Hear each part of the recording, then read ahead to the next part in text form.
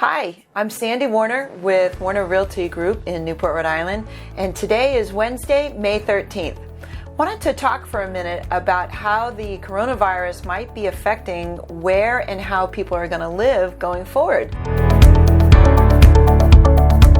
One of the big pieces of news that has come out of this virus is how many people are living and working remotely. Twitter came out 2 or 3 days ago and said that all of their employees can now work remotely full-time. So if you don't have to live in a city, if you don't have to be somewhere that you can commute to your job, you can pretty much live anywhere. And one of the things that many analysts are saying, and one of the things we're actually experiencing here in Newport, is people are sort of trending away from the large cities. I'm filming this in Rhode Island, so our big cities are New York and Boston, Philly, DC, areas like that. And we are seeing people who are working remotely for periods at least of 2 to 6 months and coming into the area. For the past 3 decades, cities have been the trend, particularly with younger people wanting to live in where they can just walk to anything that's close by. So we've seen a move back into the big cities. Unlike in prior decades before that, even after younger workers got married and had families, they stayed in the cities. What we're seeing with the virus, or at least there's some indications that this may be the case, is that people are heading back to the suburbs.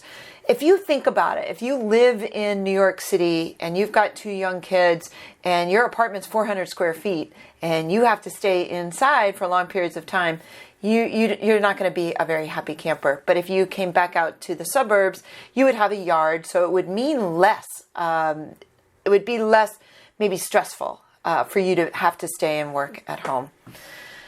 The other factor in that is that workplaces themselves have begun to change towards a remote environment, and that's been accelerated by the stay-at-home orders that we've all been living with since March.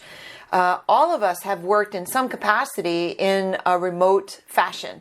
We are Zooming every day. We've all seen the fun memes, the old Zoom, the Zoom Kids show and having the music, but we are all using Zoom or Skype or Duo or any of those other video programs.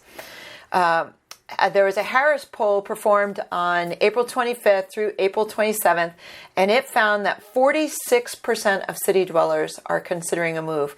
That's just one of the sources of this information. Many analysts are talking about this right now. As a realtor in Rhode Island, I can tell you that we're getting a lot of calls of people looking to come in this way. If you're a seller, what does that mean for you? Well, it means that this is actually a surprisingly good time to sell. We are continuing our historic low inventory problem, and as we know from other conversations, low inventory means high demand. If more and more people continue this trend of moving out of Boston, moving out of New York City, moving out of Philly, out of DC, we're a great location for that. So if you've considered selling, let's talk about that. Let's make that happen for you. Right now, we're still in the middle of the pandemic. I'm filming this on May 13th. You're probably going to get it, I don't know, sometime May 20th through May 30th, somewhere in there. And at least in my state, in Rhode Island, they've only just started lifting these stay-at-home orders.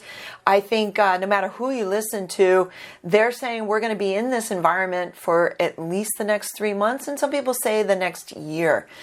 That means if this trend continues, this idea of people moving away from the big cities into the smaller cities, you should be thinking about selling. Or if you have thought about selling, this is a good time to do that. I hope you'll let me know if you have any questions. I hope you and your family are safe and well. I hope you are in a home that you enjoy and that has a yard and has everything that you need. But if it's not, give us a call. Have a great day.